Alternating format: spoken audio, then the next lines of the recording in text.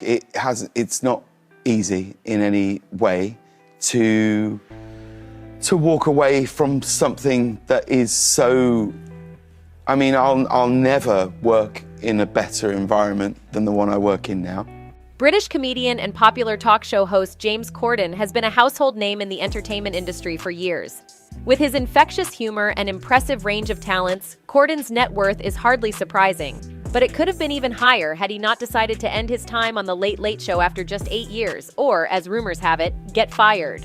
Corden burst onto the scene in March 2015 when he took over from Craig Ferguson as the host of the popular talk show, launching his viral Carpool Karaoke series in 2015 with Mariah Carey, but it was guest Adele in 2016 that provided the year's biggest moment on YouTube. In a subsequent episode, when music legend Paul McCartney sat in the passenger seat, it earned him a Primetime Emmy Award and a nomination for Outstanding Variety Special.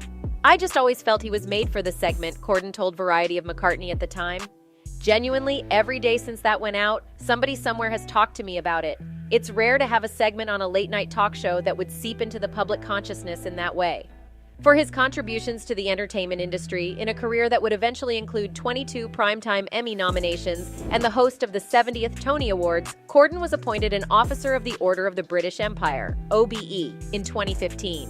When James Corden announced he would be stepping down as host, he talked about wanting to spend more time with his family as the main reason for leaving. Corden noted that some family members were getting older. He faced the struggle of being away from family, and he wanted to be there for his children as they grew up. But there is more than that. It seems our guy was fired after all.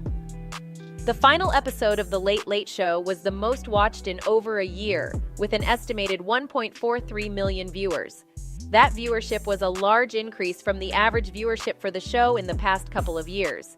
In its time slot, The Late Late Show was consistently beaten by Late Night with Seth Meyers. Now get this. An anonymous executive has told Los Angeles Magazine that the show was not sustainable anymore. This anonymous executive stated that The Late Late Show cost around $65 million to produce, but only made just less than $45 million. This then brings up the question, did James Corden quit on his own, or was he fired? With a lack of viewership, being beaten in the ratings by his competition, negative reviews, and a seemingly long streak of bad press, was this possibly a mutual decision by CBS and James Corden for him to step down?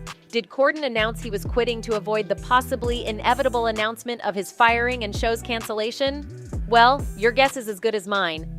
Corden's media tour leading up to his final week of shows did bring some good press for him. He was interviewed and made appearances on several shows, including Jimmy Kimmel Live and on Howard Stern's radio show. These interviews brought up some good press for Corden, which he definitely needed after what seemed like a long period of negative press. If you're not familiar with some of this negative press Corden has received, let's try and fill you in on the details. Director Craig Duncan referred to Corden as the most difficult and obnoxious presenter I have ever worked with. The director described James as being late, rude to the production crew and writers, and acting like a prima donna. The director added by stating, "So, cheers, James. I hope I never ever work with you again." There was also the beef with the restaurant Balthazar. The restaurant owner banned Corden and called him the most abusive customer to my Balthazar servers since the restaurant opened 25 years ago. The owner, Keith McNally, added that after a tiny bit of egg white was found in a requested egg yolk, Omelette Corden yelled at the staff, "You can't do your job. You can't do your job. Maybe I should go into the kitchen and cook the omelet myself."